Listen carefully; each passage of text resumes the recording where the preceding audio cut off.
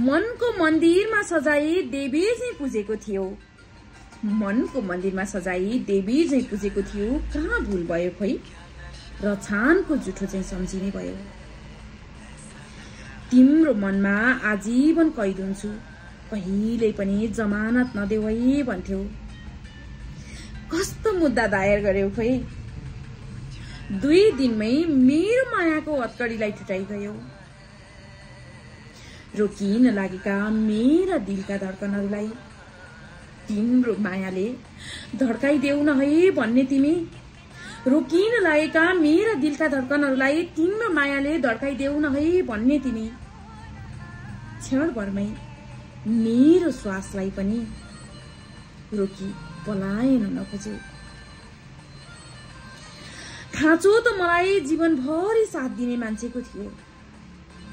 खाँचो त मलाई जीवनभरि साथ दिने मान्छेको थियो, तर विडम्बना जिन्दगीले आश देखाउनेसँग भेटाइदियो। अरू सामु मन बलियो बनाउनु पर्छ भन्दै हिँड्ने म, अरू सामु मन बलियो बनाउनु पर्छ भन्दै हिँड्ने म। कति बेला आफ्नो मन टुट्यो पत्तै भएन। टुटेको विश्वास जोड्न सकिन्छ भनी सिकाउने तिमी। सधैँभरि सबै मान्छे अनि समय एकनासको हुँदैन भन्न सिकाउने तिमी। आज एकपल्ट फेरि यो मनलाई टुटाइ गयो। मैले तिमीलाई गर्ने अन्तर्हृदयको मायालाई छुटाइ गयो। एकछिन अघिसम्म तिम्रो सिउँदो रंगीन बनाउँछु भन्ने तिमी। एकछिन अघिसम्म तिम्रो सिउँदो रंगीन बनाउँछु भन्ने तिमी एक पलमै जिन्दगीलाई रंगहीन बनाइ गयो।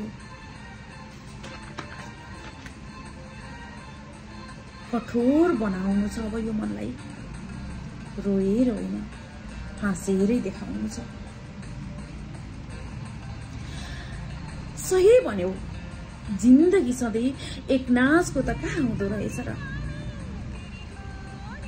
त्यही जीवनको उतार चढावमा आएको एक मिठो मुस्कान थियो भनी सोचौला म। तिमी त्यही जिन्दगीको उतार चढावमा आएको एक मिठो मुस्कान थियो भनी सोचौला।